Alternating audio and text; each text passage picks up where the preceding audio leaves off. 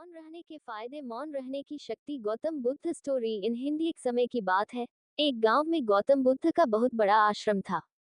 वहां पर एक प्रसिद्ध बौद्ध गुरु रहते थे। वहां पर उनका एक शिष्य था जो कि बहुत बोलने वाला था। वह हर समय इधर उधर की बातें करता था। जब वह दान लेने के लिए जाता था तो हर घर से एक नई कहानी लेकर आता था और आश्रम के दूसरे शिष्यों को सुनता था।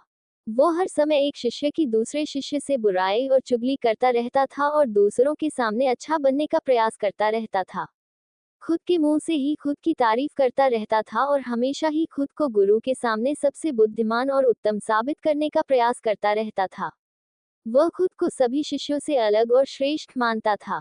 उसका कहना था कि मैं एक अमीर घर का बालक हूँ। अगर मैं चाहता तो एक आरामदायक और सुविधाओं से भरा जीवन जी सकता था, लेकिन मैं वह सब छोड़कर यहाँ आया क्योंकि मुझे सत्य की खोज करनी है, खुद को जानना है, जीवन को जानना है, इसीलिए मेरा त्याग तुम सबसे बड़ा है।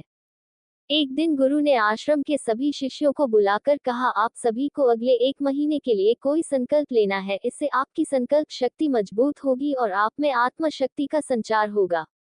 आप सभी अपने समर्थ के अनुसार कोई भी संकल्प ले सकते हैं और यदि 1 महीने से पूर्व किसी का भी संकल्प टूट जाएगा तो वह अपनी दिनचर्या में वापस आ जाएगा।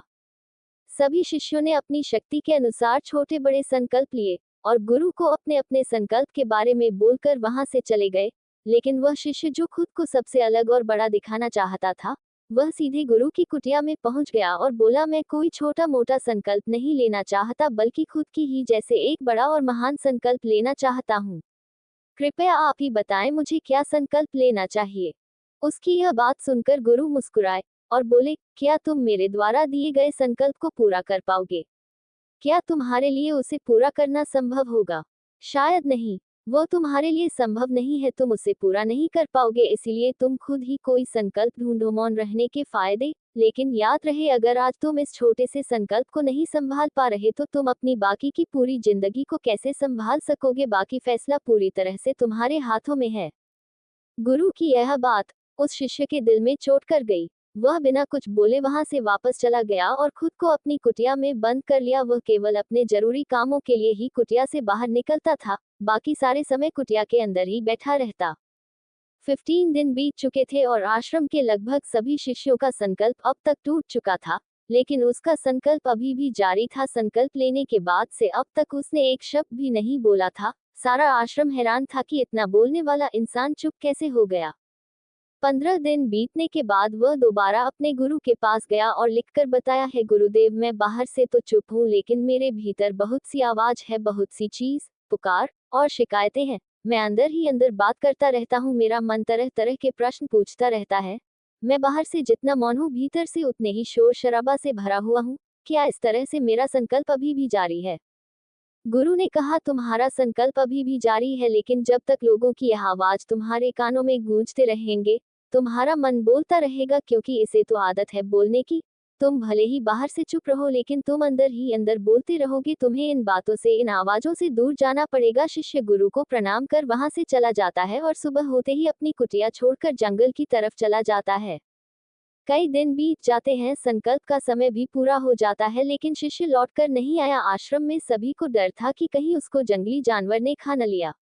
उसे ढूंढने की बहुत कोशिश की गई लेकिन वह कहीं नहीं मिला। सभी गुरु भाइयों ने मान लिया था कि जंगली जानवरों ने उसे अपना शिकार बना लिया है, लेकिन गुरु को ऐसा नहीं लगता था। एक दिन आश्रम का एक अन्य शिष्य गुरु के पास आया और बोला, गुरुदेव, हमारे उस अधिक बोलने वाले भाई के साथ क्या हुआ होगा? क्या जानवर ने उसे मार दिया होगा?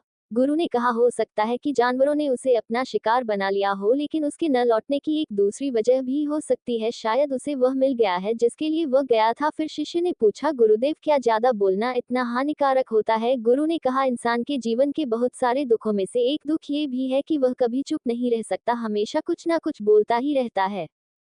सिर्फ हमारे बोलने के कारण हमारे आधे से ज्यादा दुख पैदा होते हैं।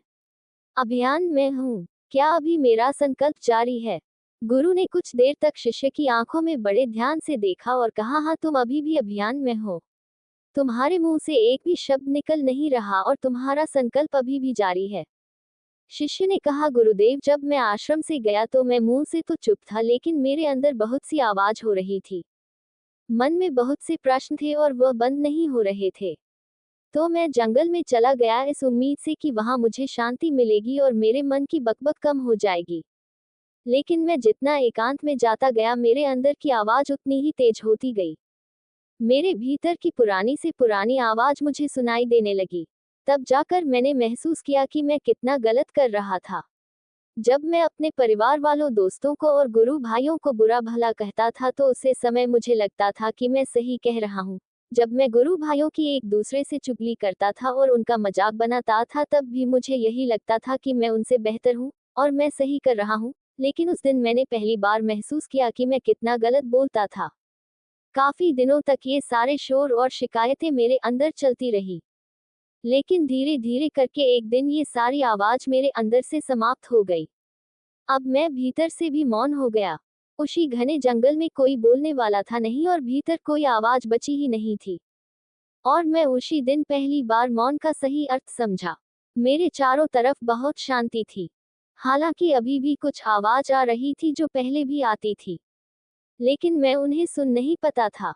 ये भी पढ़े गौतम बुद्ध और डाकू अंगुलिमाल की कहानी। लेकिन अगर अपने भीतर के संसार की ओर मुड़ना है तो इस मुंह को बंद ही रखना चाहिए। इसीलिए जितने भी बुद्ध हुए, आत्मज्ञानी हुए, वह सभी एकांत की ओर भागे ताकि उन्हें ज्यादा ना बोलना पड़े, ज्यादा सुनना ना पड़े।